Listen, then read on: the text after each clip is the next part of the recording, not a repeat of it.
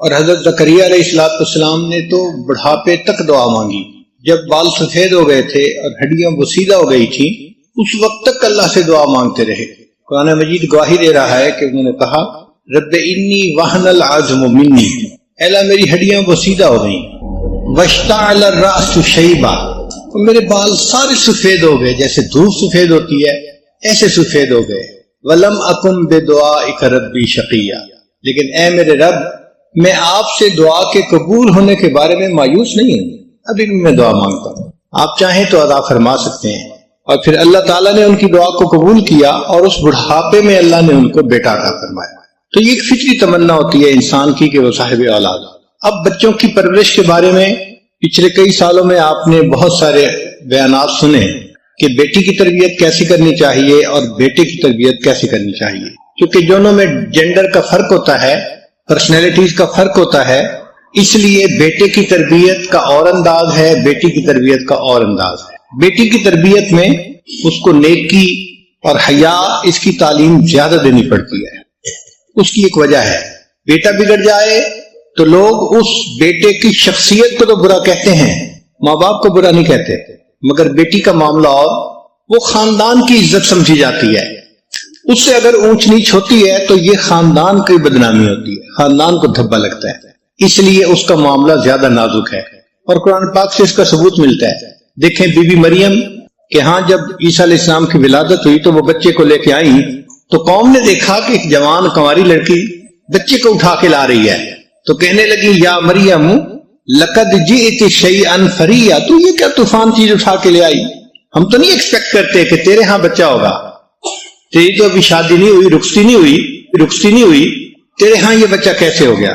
پھر یہی بات نہیں رہی، انہوں نے آگے بھی بات بڑھائی، یا اخت ہارون، اے ہارون کی بہن، ما کان ابوک امرأ سوء وما کانت امک بغیہ، نہ تو تمہارا باپ برا تھا اور نہ تمہاری ماں جو تھی وہ بدکار تھی.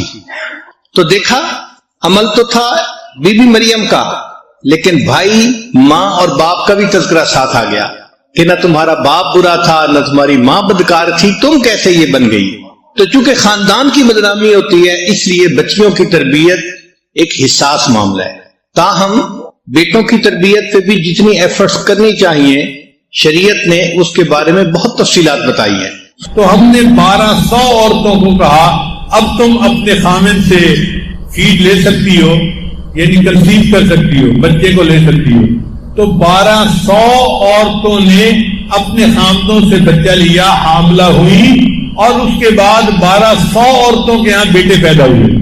تو لکھا ہوا تھا کہ انسانی تاریخ میں اتنا کامیاب تجربہ اس سے پہلے کبھی نہیں کیا گیا. تو مجھے بہت خوشی ہوئی کہ چلو الحمدللہ یہ تحقیق آ گئی ہے تو اب آسان ہو گیا. اب ہر عورت کا پوٹاش لیول کیسے چیک کروائیں بھائی؟ تو ڈاکٹروں نے کہا اس کا آسان طریقہ یہ ہے کہ کیلے کے اندر پوٹاش کافی زیادہ ہوتا ہے، تو وہ عورت صبح اور شام اگر ایک ایک کیلا کھائے، اور پھر اس کے اوپر ہم نے ایک عمل اور ایڈ کر دیا کہ یا ولیو، یہ اللہ تعالیٰ کا نام ہے، اگر یہ 11 مرتبہ پڑھ کے دم کر لیا جائے کیلے کو اور پھر کیلا کھایا جائے تو اس کیلے کے اثرات بڑھ جاتے ہیں. چنانچہ پچھلے 3 سال سے ہم نے جتنی عورتوں کو یہ عمل بتایا کہ عورت جب بھی چاہتی ہے کہ میں اب بیٹا کرنا چاہتی ہوں تو وہ جس دن خامن کے ساتھ ملاپ کرنا ہے اس دن ایک کیلا دن میں اور ایک کیلا رات میں، شام میں، صبح شام کھائے. 3 کیلے بھی چاہے تو کھا سکتی ہے، اور ہر کیلا جو ہے اس کے اوپر 11 مرتبہ یا ولیو پڑھ کے دم کرے پھر اس کو کھا لے. عورت نے اتنا کام کرنا ہوتا ہے. اب اگر اس نے دن میں 2-3 کیلے کھائے ہوں گے نا تو پوٹاش لیول اس کا ہائی ہوگا. اگر اس رات وہ پریگننٹ ہو جائے گی تو اس کا بیٹا ہوگا. ہمارے ایک ساتھی ہیں مکہ مکرمہ میں، وہ مجھے کہنے لگے کہ حضرت میں حساب رکھ رہا تھا، آپ نے تقریباً کوئی 1500 عورتوں کو یہ عمل بتایا ہوگا اور اس وقت تک 1500 عورتوں کے یہاں بیٹے ہو چکے ہیں. 100% رزلٹ ہم نے دیکھا ہے. دین اسلام نے بچوں کو والدین کی عزت سکھائی. دنیا کے باقی معاشرے کو دیکھیں تو آپ کو بہت اونچ نیچ ملے گی، کیونکہ وہ تجربات پہ مبنی معاملے ہوتے ہیں تو دھکے کھاتے ہیں. کبھی ایک فیصلہ کر لیا، پھر وقت نے بتایا کہ غلط تھا، پھر اس کو بدل کے دوسرا فیصلہ کر لیا. تو یہ جتنے اس قسم کے انسانی بنائے ہوئے قانون ہیں یہ ٹائم ٹیسٹ کے اوپر فیل ہو جاتے ہیں، وقت کے ساتھ فیل ہو جاتے ہیں۔ چنانچہ ایک ایسا وقت بھی آیا کہ کفر نے یہ فیصلہ کیا کہ نوجوان بچوں کو اپنی زندگی گزارنے کی فریڈم دینی چاہیے، اور یہ جو ماں باپ ہر وقت ان کے سر پہ سوار ہیں ان کا تعلق الگ کرنا چاہیے۔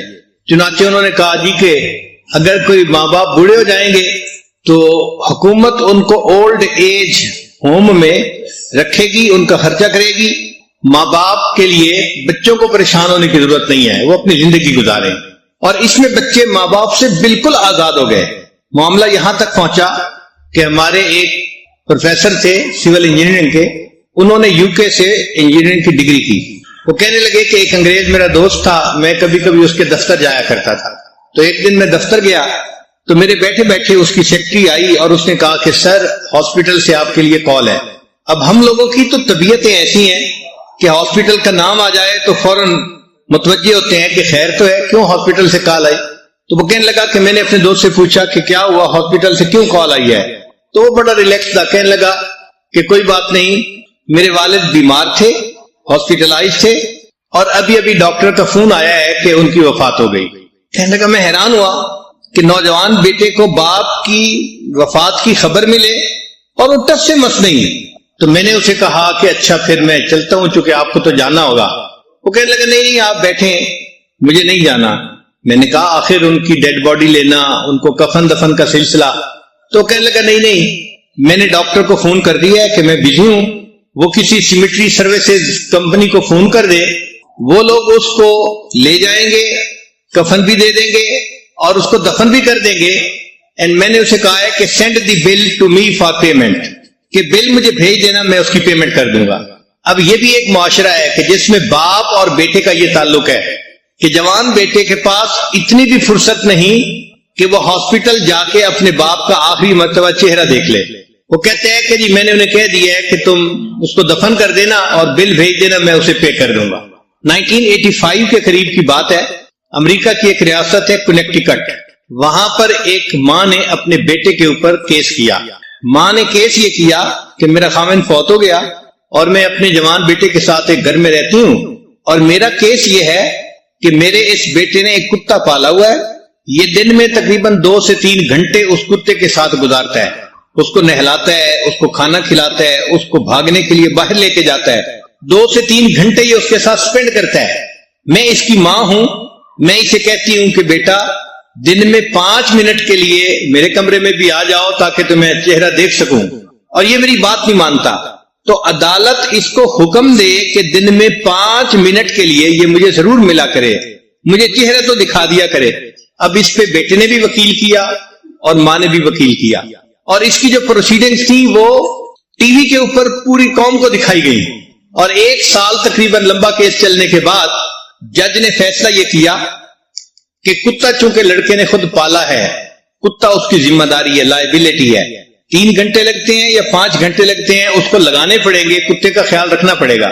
رہ گئی بوڑھی ماں تو یہ بچے کی کوئی لائبلٹی نہیں ہے، اگر کوئی مسئلہ ہے تو اپلیکیشن دی جائے تو حکومت اس کو اولڈ ایج ہوم میں بھیج دے گی اس عورت کو۔ ہم بچے کو نہیں کہہ سکتے کہ وہ 5 منٹ کے لیے اپنی ماں کے پاس ضرور جائے، بچے کی اپنی مرضی ہے، جائے یا نہ جائے۔ اب جہاں ماں اور بیٹے کا یہ تعلق ہوگا وہاں ماں باپ کی کیا عزت اور قدر رہی۔ جب انہوں نے دیکھا کہ بچے بالکل ہی ماں باپ سے کٹ گئے اور ماں باپ کو جواب دیتے ہیں کہ you spend your life, let me spend my life, تو پھر انہیں محسوس ہوا کہ نہیں ہم نے ٹو مچ کر لیا ہے، بچوں کو اتنی آزادی نہیں دینی چاہیے، یہ ینگ بلڈ غلط ڈیسیژن لے لیتا ہے، تو ان کو کوئی نہ کوئی سرپرست ہونا چاہیے، کوئی نہ کوئی سمجھانے والا ہونا چاہیے۔ چنانچہ آج کل کفر کے ماحول میں جو ریسرچز آ رہی ہیں اس میں نئے سرے سے پھر بچوں کو کہا جا رہا ہے کہ تم اپنے ماں باپ کے ساتھ اچھا سلوک کرو اور ان کے ساتھ تعلق رکھو اور ان کی باتوں کو سنا کرو۔ چنانچہ ایک ریسرچ ہے duties of a son toward the parents, یہ کفر کی دنیا کی ریسرچ ہے۔ وہ کہتے ہیں کہ you should serve your parents, تم اپنے ماں باپ کی خدمت کرو۔ Don't forget parents are getting old, یہ نہ بھولو کہ ماں باپ وقت کے ساتھ ساتھ بوڑھے ہو رہے ہیں تو ان کو خدمت کی زیادہ ضرورت ہے۔ چنانچہ چائنا نے ایک نیا لا بنایا ہے کہ children have to take care of physical and emotional needs of the parents. If they do not visit them often, so they will pay fine and they can go to the jail.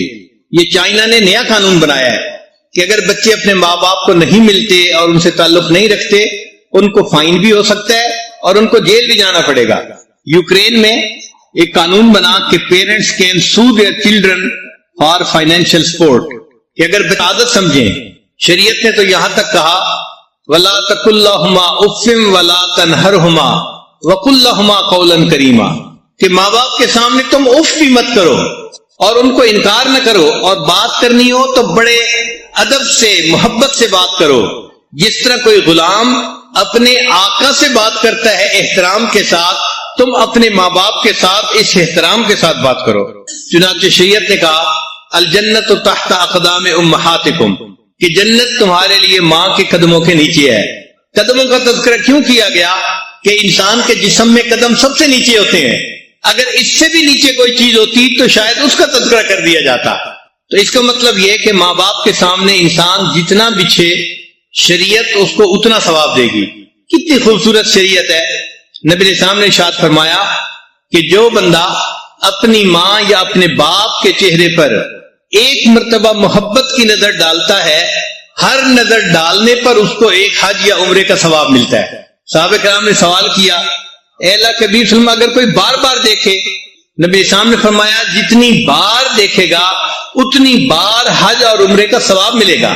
جن کے چہروں کو محبت کی نظر سے دیکھنا عبادت ہے، ان کی خدمت کرنے سے اللہ کتنے راضی ہوں گے.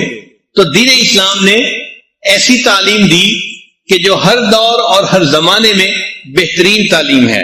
چنانچہ نبی علیہ السلام نے ارشاد فرمایا 3 لوگوں کی دعائیں کبھی رد نہیں ہوتی، ایک مظلوم کی دعا، دوسرا مسافر کی دعا، اور تیسرا باپ کی دعا اپنے بیٹے کے حق میں، اولاد کے حق میں. کبھی اللہ اس کو رد نہیں فرماتے، ہمیشہ قبول فرماتے ہیں.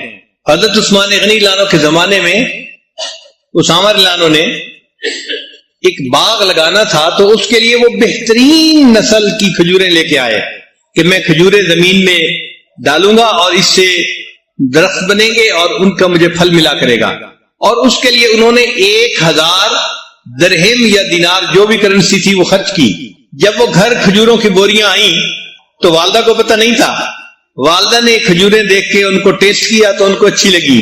حضرت اسامہ لانو نے اپنی والدہ کو بتانا بھی گوارا نہ کیا کہ امی یہ میں نے باغ لگانے کے لیے بیج کے طور پہ منگائی ہیں، کھانے کے لیے نہیں ہے.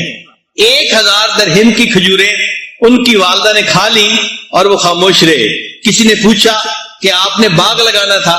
وہ کہنے لگے کہ مجھے باغ لگانے کی اتنی خوشی نہ ہوتی جتنی خوشی مجھے اس بات کی ہے کہ میری والدہ کو کھجوریں پسند آئیں اور انہوں نے ان کو کھا لیا. حضرت ابو ہریرہ رضی اللہ تعالیٰ عنہ کے بارے میں آتا ہے کہ جب بھی اپنے گھر سے باہر نکلنے لگتے تھے ہمیشہ پہلے اپنی والدہ کے پاس جاتے تھے، ان کو سلام کرتے تھے، ان کو بتاتے تھے اور پھر گھر سے جاتے تھے.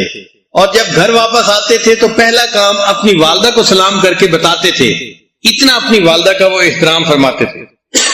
سیدنا امام اعظم ابو حنیفہ رحمۃ اللہ علیہ اپنی والدہ کا بہت احترام کرتے تھے. اللہ کی شان کے امام اعظم تو جوانی کی عمر میں بہت بڑے فقیہ بن گئے تھے اور ان کا فتویٰ چلتا تھا. 120 ہجری سے امام اعظم کا فتویٰ چلنا شروع ہوا.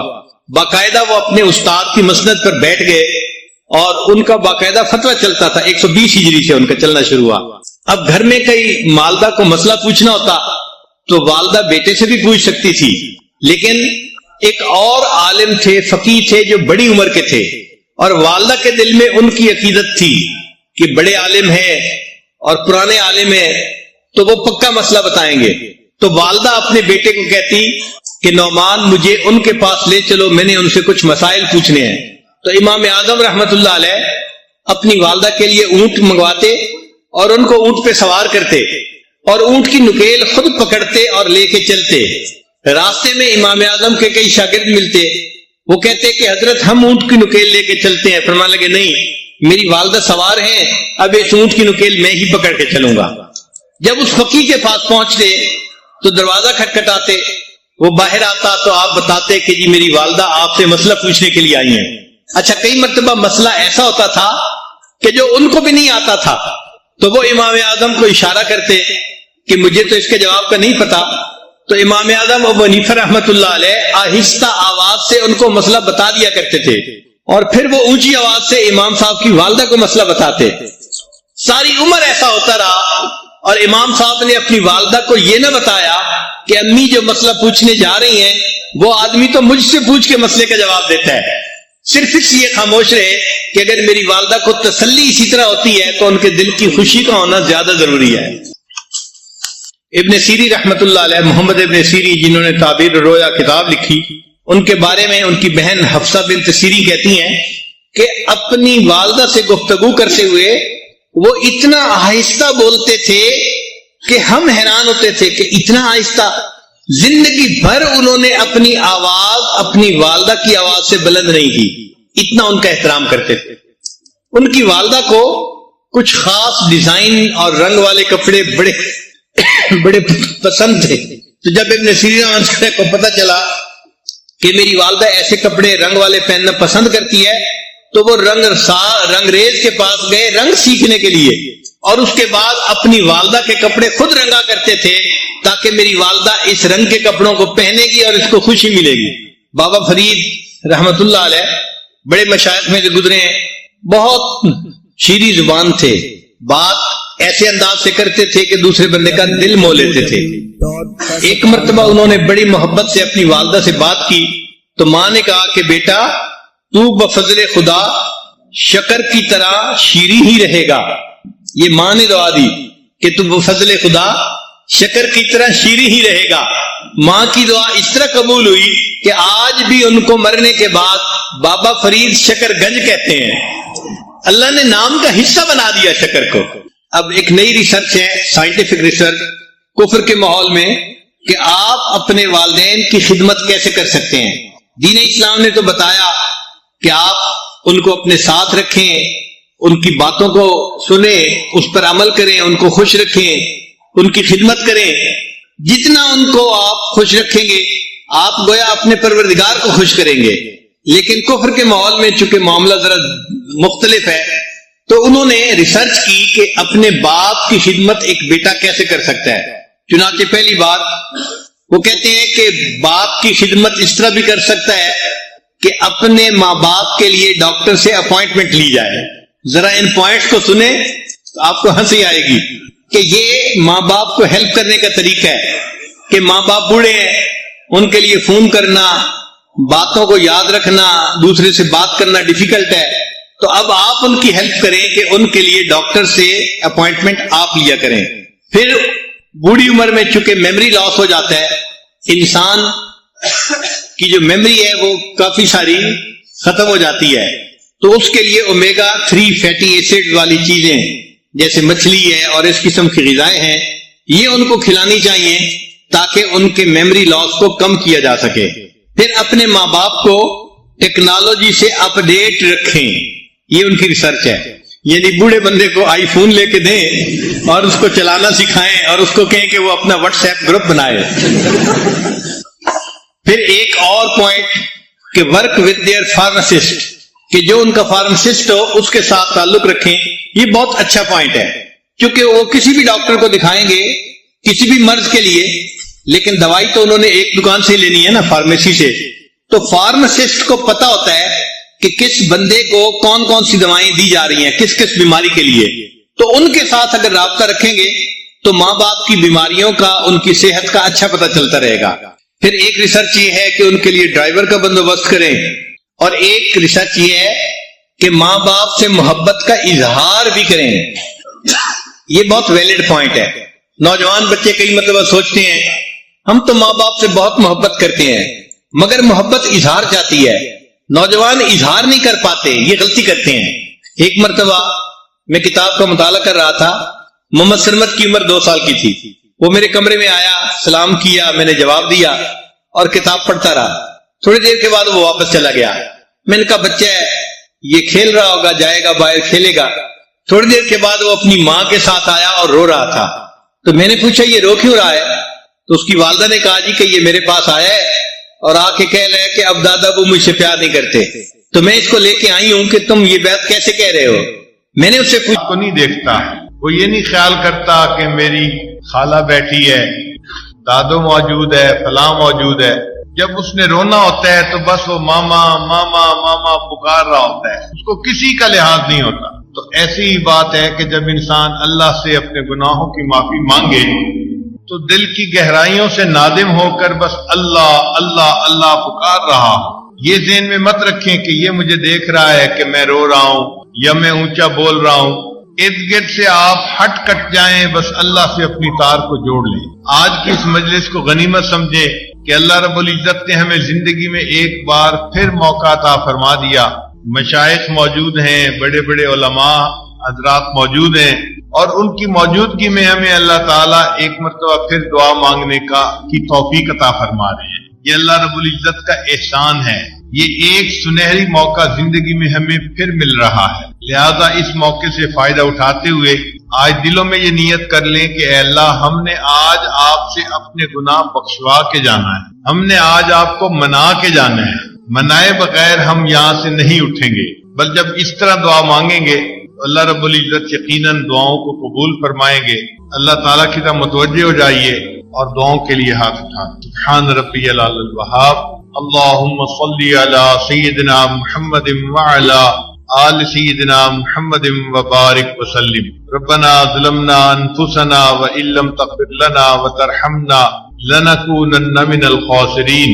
اے مالک، ہم آپ کے عاجز مسکین بندے ہیں، ہمارے گناہوں کو معاف فرما، ہماری خطاؤں سے درگزر فرما، ہمارے عیبوں کی پردہ پوشی فرما. اللہ، جو گناہ ہم نے دن میں کیے معاف فرما، جو راتوں میں کیے معاف فرما، جو محفل میں کیے معاف فرما، جو تنہائیوں میں کیے معاف فرما، جو ارادے سے کیے وہ بھی معاف فرما، جو بن ارادے کے ہوئے وہ بھی معاف فرما. اے اللہ، جو گناہ یاد ہیں وہ بھی معاف فرما، جو کر کے بھول گئے وہ گناہ بھی معاف فرما. اے اللہ، معصیت کی ذلت سے محفوظ فرما، ہمیں طاعت کی عزت نصیب فرما. کریم آقا، ہم پر رحمت کی نظر فرما. اے اللہ، ہمارے علم میں برکت عطا فرما، عمل میں برکت عطا فرما، رزق میں برکت عطا فرما، کاموں میں برکت عطا فرما. قدم قدم اپنی برکتیں شامل حال فرما. اے کریم آقا، آنے والے وقت کو گزرے وقت سے بہتر فرما، آنے والی زندگی کو گزری زندگی کا کفارہ بنا. اس سے پہلے کہ ہمارے ظاہر کی آنکھیں بند ہو جائیں، من کی آنکھیں کھلنے کی توفیق عطا فرما. اس سے پہلے کہ لوگ ہمیں کلمہ پڑھائیں، ہمیں اپنے اختیار سے کلمہ پڑھنے کی توفیق عطا فرما.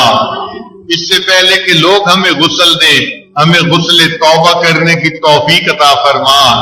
اس سے پہلے کہ ہمیں کفن پہنایا جائے، اللہ ہمیں تقوی کی پوشاک پہننے کی توفیق عطا فرما.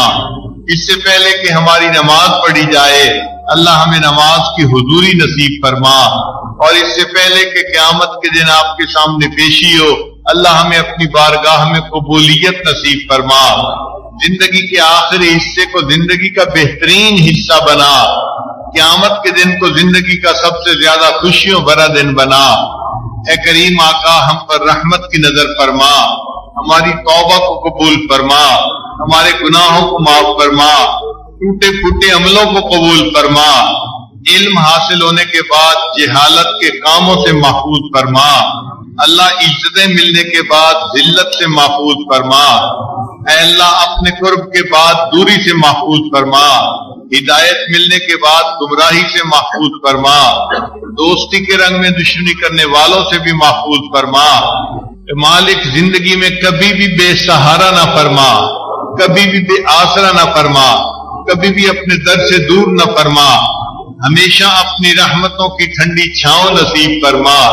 میرے مولا، ہمیں کبھی نفس اور شیطان کے حوالے نہ فرما. اے رب کریم، ہم پر رحمت کی نظر فرما. رب کریم، مہربانی کا معاملہ فرما. اے اللہ، ہماری توبہ کو قبول فرما. زندگی میں جو گناہ چھوٹے بڑے کیے سب گناہوں کو معاف فرما. آئندہ نیکوکاری کی زندگی نصیب فرما، پرہیزگاری کی زندگی نصیب فرما، نیکی تقوی پاک دامنی کی زندگی نصیب فرما. اے رب کریم، ہمارے حال پر رحمت کی نظر فرما. اے اللہ، جو بے اولاد ہیں ان کو نیک اولاد عطا فرما. جو صاحب اولاد ان کی اولادوں کو نیکوکار بنا، فرما بردار بنا، ماں باپ کی آنکھوں کی ٹھنڈک بنا، جن گھروں میں جوان بچے بچیاں موجود ہیں ان بچوں کے مستقبل کو روشن فرما، ماں باپ کے لیے فرض ادا کرنے آسان فرما۔ اے اللہ ہم پر رحمت کی نظر فرما۔ اے رب کریم، بچہ پریشان ہوتا ہے ماں باپ کی طرف دوڑتا ہے، بندہ پریشان ہوتا ہے پروردگار کی طرف لوٹتا ہے۔ اے بے قصوں کے دستگیر، اے ٹوٹے دلوں کو تسلی دینے والے، اے خالی جھولیوں کو بھر دینے والے، اللہ ہم پر بھی رحمت کی نظر فرما۔ اے اللہ آپ کے بندے ہیں، اس جگہ پر حاضر ہیں، اے اللہ یہ آپ کے ایک ولی کی جگہ ہے جو آپ کی محبت یہاں تقسیم کیا کرتے تھے۔ اے اللہ نیک لوگوں کا یہاں مجمع ہے، اے اللہ ہماری حاضری کو قبول فرما۔ اے مولا ہم بدلنے کی نیت کرتے ہیں، نیک بننے کی نیت کرتے ہیں، ہمیں نیک بننے کی توفیق عطا فرما۔ اے اللہ ہم اس مجلس کی برکات سے محروم نہ فرما۔ اے اللہ آپ کے پیارے محبوب صلی اللہ علیہ وسلم نے بتلایا، ہم رجال اللہ یشقا جلیسہم، نیک لوگ ایسے ہوتے ہیں ان کے پاس بیٹھنے والا بدبخت نہیں ہوتا۔ اے اللہ ہمیں بدبخت بننے سے محفوظ فرما لیجیے اور ہمیں سعید لوگوں میں شامل فرما لیجیے۔ کریم آقا ہم پر رحمت کی نظر فرما دیجیے، ہماری ان دعاؤں کو اپنی رحمت سے قبول فرما۔ اے اللہ اس مجمع میں کتنے لوگ ہیں جو کلمہ پڑھتے پڑھتے بال سفید کر بیٹھے، اے اللہ ہم آپ کو ان کے بالوں کی سفیدی کا واسطہ دیتے ہیں۔ اے اللہ ان پر رحمت کی نظر ڈال دیجیے اور ان کی برکت سے اللہ ہمارے بھی گناہ معاف فرما دیجیے۔ رب کریم اس مجلس میں کتنے نوجوان ہیں آج سچی توبہ کر رہے ہیں، اے کریم آقا اگر آپ نے ان کو دھتکار دیا جوانیاں ضائع جائیں گی، شیطان بہکائے گا، نفس بھٹکائے گا۔ اے کریم آقا ہمارے رد ہونے سے محفوظ فرما دیجیے۔ اے اللہ آج گرم خون بھی معافیاں مانگ رہا ہے، اے اللہ معاف فرما دیجیے۔ کریم اللہ معاف فرما دیجیے، اے رحیم معاف فرما دیجیے۔ اے اللہ ضائع ہونے سے محفوظ فرما لیجیے۔ رب کریم اس مجمع میں کتنے چھوٹے چھوٹے بچے بھی ہیں، معصوم ہاتھ اٹھائے دعائیں مانگ رہے ہیں، اے اللہ ہم آپ کو ان کے ہاتھوں کی معصومیت کا واسطہ دیتے ہیں۔ اے اللہ ان معصوم کے ہاتھوں کو خالی نہ لوٹائیے اور ان کی برکت سے اللہ ہم گناہگاروں کے ہاتھوں کو بھی خالی نہ لوٹا دیجیے۔ رب کریم ہم پر رحمت کی نظر فرمائیے، ہمارے اٹھے ہاتھوں کی لاج رکھ لیجیے، ہماری توبہ قبول فرما لیجیے۔ اے اللہ دور مستورات بیٹھی بھی دعاؤں پر آمین کہہ رہی ہیں، اے اللہ ان کے اٹھے ہاتھوں کی بھی لاج رکھ لیجیے۔ اے اللہ کتنی خواتین ہیں اپنے گھروں سے چل کے اس دعا میں شرکت کے لیے حاضر ہیں۔ اے اللہ ہم نے دنیا داروں کو دیکھا ہے، کسی گھر کی عورتیں چل کے آ جائیں وہ بھی اتنا لحاظ کرتے ہیں، قتل کے مقدمے بھی معاف کر دیتے ہیں۔ اے اللہ ان مستورات کا چل کے آنا قبول کر لیجئے اور اس کے بدلے ان کے گناہوں کی بخشش فرما دیجئے اور اس کے بدلے اللہ ساری مجمع کے گناہوں کو معاف فرما دیجئے۔ اے اللہ ہم پر رحمت کی نظر فرمائیے، گناہوں کو معاف کر دیجئے۔ کریم آقا بنی اسرائیل کا ایک بندہ نیک لوگوں کی طرف چل کر گیا تھا، راستے میں موت آ گئی تھی، اللہ آپ نے 100 انسانوں کے قتل کا گناہ معاف کر دیا تھا۔ اے اللہ ہم تو اس نیک لوگوں کی محفل میں یہاں پہنچ گئے ہیں، اے اللہ ہم پہنچنے والوں کو محروم نہ کیجیے گا، اے اللہ ہمیں یہاں سے محروم نہ لوٹائیے، اے اللہ ہم پر رحمت کی نظر فرمائیے، ہمارے ان گناہوں کو معاف کر دیجیے۔ اے اللہ ہم پر رحمت کی نظر فرما لیجیے۔ کریم آقا ہماری توبہ قبول کر لیجیے، اے اللہ توبہ کو قبول فرما لیجیے، میرے مالک ہماری توبہ کو قبول فرما لیجیے، اللہ ہمارے گناہوں کو معاف فرما دیجیے۔ رب کریم ہم پر رحمت کی نظر فرما دیجیے۔ اللہ تیری ایک نگاہ کی بات ہے، میری زندگی کا سوال ہے، اے مالک रहमत की एक नजर डाल दीजिए, हमारे गुनाहों की बख्शिश फरमा दीजिए। मेरे मौला हमारी तौबा कबूल फरमा लीजिए। ए करीम हम पर रहमत की नजर फरमा दीजिए। ए अल्लाह हम अपने गुनाहों का एतराफ करते हैं मेरे मौला, मगर आपकी रहमत से तवक्को रखते हैं, उम्मीद रखते हैं। ए अल्लाह हमारे गुनाहों को माफ फरमा दीजिए। ए अल्लाह जिस तरह छोटा बच्चा अपने गुनाहों को ए अल्लाह नजर कर बैठता है, बदबूदार बना बैठता है, तो माँ के पास रोता हुआ आता है, अम्मी आप मुझे धो दीजिए, साफ कर दीजिए। अगर माँ उसको साफ न करे तो वो बच्चा कहाँ जाए। अल्लाह हमारा हाल भी यही है, हम गुनाहों के जरिए अपने मन को नजर कर बैठे हैं। ए अल्लाह आपसे फरियाद करते हैं, ए अल्लाह आप 70 माओं से ज्यादा मोहब्बत करने वाले हैं। ए अल्लाह हमें पाक कर दीजिए, हमें साफ फरमा दीजिए, हमारे मन को धो दीजिए। ए अल्लाह हम पर रहमत की नजर फरमा दीजिए। ए करीम आका मेहरबानी का मामला फरमा। ए अल्लाह हमारी इन दुआओं को अपनी रहमत से कबूल फरमा लीजिए। करीम आका मेहरबानी की नजर फरमा दीजिए। ए रब्बे करीम जो मोहब्बत की नजर आपने फुज़ैल बिन अयाद पर डाली थी, डाकों की सरदारी से निकाल के उनको औलिया का सरदार बना दिया था। ए अल्लाह जो मोहब्बत की नजर आपने बशर हाफी पे डाली थी कि उनको दुनिया के शराब खाने से निकाल के अपनी मोहब्बत की शराब अता फरमा दी थी, ए अल्लाह वो नजर हम पर भी डाल दीजिए और अल्लाह हमें भी अपना दीवाना बना लीजिए, अपना मस्ताना बना लीजिए, हमारे दिलों को अपनी मोहब्बत से लबरेज करवा दीजिए। करीम आका हम पर भी रहमत की नजर फरमा। आपने कुरान मजीद में फरमाया अच्छे लोग बुरों के साथ अच्छाई का मामला करें। ए अल्लाह आप अच्छे हैं, हम बुरे हैं, आप हमारे साथ अच्छाई का मामला फरमा दीजिए। ए अल्लाह आपके महबूब सल्लल्लाहु अलैहि वसल्लम ने बतलाया आप अता करके खुश होते हैं और ए मेरे मौला हम लेके खुश होते हैं। ए अल्लाह आप दे के खुश हो जाइए, हम लेके खुश हो जाएंगे। आज हमारी बख्शिश फरमा दीजिए, गुनाहों को माफ फरमा दीजिए। आपने फरमाया व अम्मा साइल फला तनहर, सवाली को झिड़की न दो, इनकार न करो।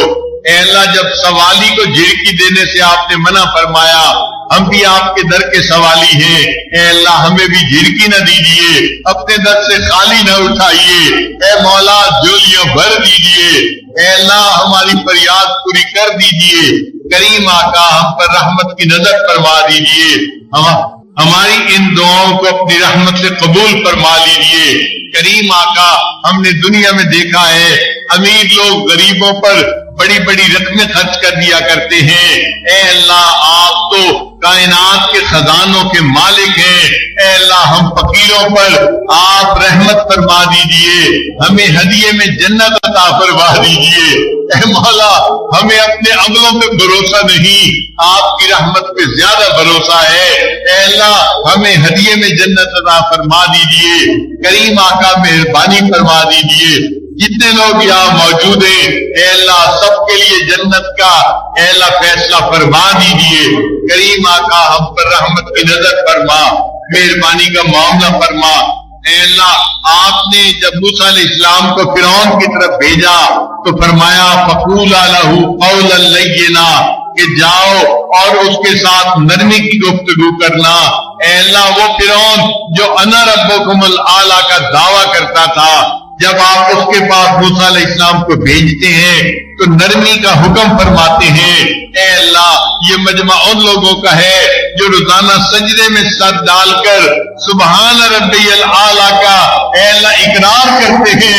ए अल्लाह आप इनके साथ नरमी का मामला फरमा दीजिए। ए करीम आका अपने इन बंदों के साथ नरमी का मामला फरमा दीजिए, बख्श दीजिए। करीम आका मग़फ़िरत फरमा दीजिए। ए अल्लाह आज की इस मजलिस में हमारे सब गुनाहों को माफ फरमा दीजिए, हमारी तौबा कबूल फरमा लीजिए। मेरे आका हमारी इन दुआओं को अपनी रहमत से कबूल फरमा। ए अल्लाह ये आपके नेक बंदे की जगह है। ए अल्लाह उसकी बरकत से हमारी हाजिरी को कबूल फरमा लीजिए, दिल की नेक मुरादों को पूरा फरमा दीजिए। اے اللہ دل کی جو نیک مرادیں ہیں اپنی رحمت سے ان کو پورا فرما دیجئے۔ کریم آقا ہم پر رحمت کی نظر فرما، ہماری نیک مرادوں کو پورا فرما، جو پریشانیوں میں گھرے ہیں پریشانیوں کو دور فرما دیجئے، جو مصیبتوں میں پھنسے ہیں مصیبتوں سے نکال دیجئے۔ اے اللہ اپنی رحمت کی ایک نظر ڈال دیجئے، تیری ایک نگاہ کی بات ہے، میری زندگی کا سوال ہے، اے اللہ رحمت کی ایک نظر ڈال دیجئے، ہماری پریشانیوں کو ختم فرما دیجئے۔ اے مالک ہم ساری زندگی یہی کہتے رہے کہ ہم تیرے ہیں، ہم تیرے ہیں، ہم تیرے ہیں۔ اے اللہ آج کی اس محفل میں آپ فرما دیجئے کہ تم میرے ہو۔ اے اللہ ایک مرتبہ اے کریم آقا ایک مرتبہ کہہ دیجئے کہ تم میرے ہو۔ اے اللہ فرما دیجئے، رب کریم رحمت کی نظر فرما، مہربانی کا معاملہ فرما، ہماری ان دعاؤں کو اپنی رحمت سے قبول فرما۔ اے اللہ ہم نے دنیا میں دیکھا ہے ان الملوک اذا شابت عبیدہم، کہ جب بادشاہوں کے غلام ان کی خدمت کرتے کرتے بوڑھے ہو جاتے ہیں تو بادشاہ ان کو آزاد کر دیا کرتے ہیں۔ اللہ اس مجمع میں کتنے لوگ ہیں کلمہ کرتے پڑھتے اپنے بال سفید کر بیٹھے، بڑھاپے کی عمر کو آ گئے۔ اے اللہ آپ اپنے ان غلاموں کو جہنم سے آزاد فرما دیجئے۔ اے کریم آقا آج جہنم سے آزاد کرنے کا فیصلہ فرما دیجئے۔ رب کریم مہربانی کا معاملہ فرما، ہماری ان دعاؤں کو اپنی رحمت سے قبول فرما۔ اے کریم آقا جو مانگا عطا فرما، جو مانگنا چاہیے تو نہیں مانگ سکے ہمیں وہ بھی عطا فرما۔ اے اللہ ہمیں نماز کی حضوری نصیب فرما، سجدے کا سرور عطا فرما۔ اے اللہ رات کے آخری پہر کے مناجات کی لذت نصیب فرما، ایمان حقیقی کی حلاوت نصیب فرما۔ اے اللہ ہماری قیامت تک آنے والی نسلوں کے ایمان کی حفاظت فرما۔ اے اللہ ہمیں فتنوں سے محفوظ فرما لیجئے۔ کریم آقا ہم پر رحمت کی نظر فرما۔ اے اللہ ہمیں اپنی محبت عطا فرما، اپنے پیارے حبیب صلی اللہ علیہ وسلم کی سچی محبت نصیب فرما۔ اے اللہ ان کے اہل بیت کی سچی محبت نصیب فرما، ان کے صحابہ کی سچی محبت نصیب فرما۔ اے اللہ اپنے پیارے اولیاء کی سچی محبت نصیب فرما، اسی محبت میں جینا نصیب فرما، اسی محبت کے ساتھ مرنا نصیب فرما۔ اے اللہ قیامت کے دن ہمیں اپنے حبیب صلی اللہ علیہ وسلم کی شفاعت نصیب فرما، ان کے ہاتھوں حوض کوثر کا جام عطا فرما۔ اے اللہ ان کی شفاعت کے ساتھ اللہ ہمیں جنت میں ان کے قدموں میں جگہ نصیب فرما۔ کریم آقا ہم پر رحمت کی نظر فرما، ہماری ان دعاؤں کو اپنی رحمت سے قبول فرما۔ رب کریم جو مانگا عطا فرما، جو مانگنا چاہیے تو نہیں مانگ سکے وہ بھی عطا فرما۔ اے اللہ جن گھروں میں جوان بچے بچیاں موجود ہیں ان بچوں کے مستقبل کو روشن فرما، ماں باپ کے لیے فرض ادا کرنے آسان فرما۔ اے اللہ مدارس